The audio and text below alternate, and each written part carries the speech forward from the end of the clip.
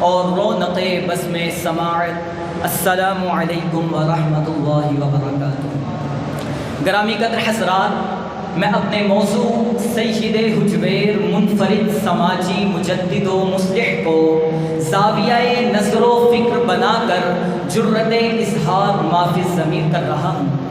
صاحبان علم، بر صغیر پاک و ہند کو وہ شرف اور وقار تو حاصل نہ ہو سکا جو خطۂ عرب کے حصے میں آیا۔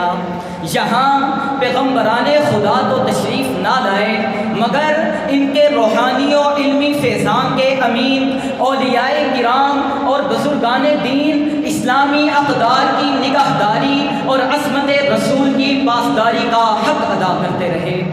انہوں نے دین متین کی تبلیغ و ترویج اس اخلاص و انہماک اور لگن سے کی کہ خاک بر صغیر کے ذرے ذرے پر ان کی حکایت عشق و وفا رقم ہے۔ اور جناب والا، آج بر صغیر کی اسلامی تاریخ کے آسمان پر جتنے بھی نام تارے بن کر چمک رہے ہیں، اس جھرمٹ میں ابو الحسن سید علی بن عثمان حجویری المعروف حضرت داتا گنج بخش علیہ الرحمہ کا اسم گرامی سب سے زیادہ فائق اور ممتاز ہو کر جگمگا رہا ہے۔ آپ کی عظمت کا شہرہ ان سر بفلک چوٹیوں پر لہرا رہا ہے کہ جن پر بہت ہی کم کی رسائی ہوئی ہے۔ زہد و تقویٰ، فقر و تصوف اور عزم و ثبات کی آبادیوں میں جا کر دیکھو اور اندازہ کرو کہ آپ کی عقیدت و نیاز، جوش و سرمستی کی اداؤں، آپ کے ہر جنبش لب اور ہر اشارہ ید پر دل والے کس طرح کھینچے ہوئے چلے آتے ہیں۔ تسبیح ہو میں مشغول سب بیدار زاہدوں کے دروازوں پہ جا کر دستک دینے والوں سے دریافت کرو کہ کتنے ہیں جن کو اس ذات گرامی کی حلقہ بگوشی کا فخر حاصل ہے۔ گویا کہ ہونے کو گل و لالا بھی ہیں، شمس و قمر بھی تیری ہی طرف اٹھتی ہیں خلقت کی نگاہیں۔ جناب صدر، حقیقت یہ ہے کہ آپ کی آمد ایسے اہم عہد اور نازک موقع میں ہوئی جبکہ بر صغیر اپنی تاریکی کے انتہائی مدارج طے کر چکا تھا۔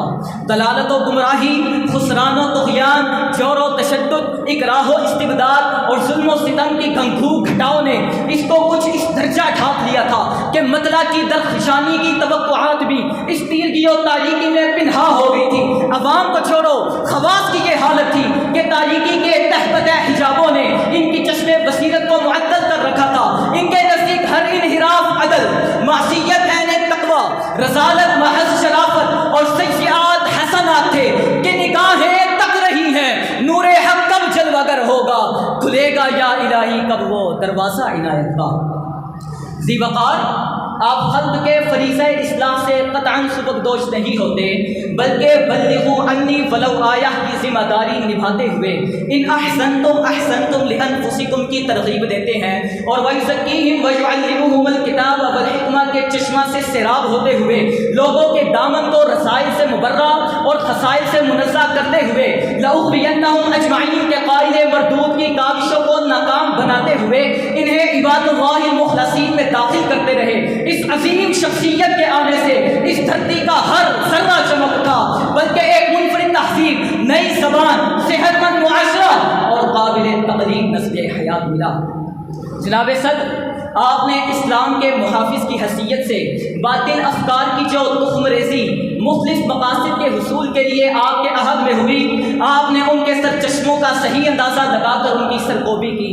علماء کو ان کے حقیقی کام کی طرف متوجہ کرتے ہوئے فرمایا کہ علماء کی تباہی لالچ کی وجہ سے ہے۔ جب علماء میں فساد ہوگا تو اطاعت الہی اور پابندی شریعت ختم ہو جائے گی۔ فقراء کو فرمایا کہ فقراء کی تباہی ریاکاری کی وجہ سے ہوتی ہے۔ جب فقراء بگڑیں گے تو لوگوں کے اخلاق بگڑ جائیں گے۔ معاشرے کی رچی بسی خرابیوں کا ازالہ کرتے ہوئے جو کہ ہر مصلح کی ذمہ داری ہوتی ہے، فرماتے ہیں کہ خدا تعالیٰ نے ہمیں ایسے زمانے میں پیدا کیا ہے کہ جس میں لوگوں نے خواہشات نفسانی کو شریعت سمجھ رکھا ہے، طلبے جا، حبے جا اور غرور و تکبر کو شان علم خیال کرتے ہیں۔ وہ سمجھتے ہیں کہ کینے کو دل میں چھپائے رکھنے کا نام علم ہے۔ وہ جنگ و جدل کو مناظرہ، جھگڑے کو عصبت و بزرگی، منافقت کو زہد، دنیاوی آرزوؤں کو ارادت اور یاوہ ہوئی کو معرفت کا نام دیتے ہیں۔ الحاد ان کے ہاں فقر اور شریعت سے انکار ان کے ذہن میں مقام بزرگی ہے۔ زندیق ہو جانے کو فنا فی اللہ بتاتے ہیں اور شریعت کو ترک کر دینا ان کے نصیب راہ طریقت پر گامزن ہونا ہے۔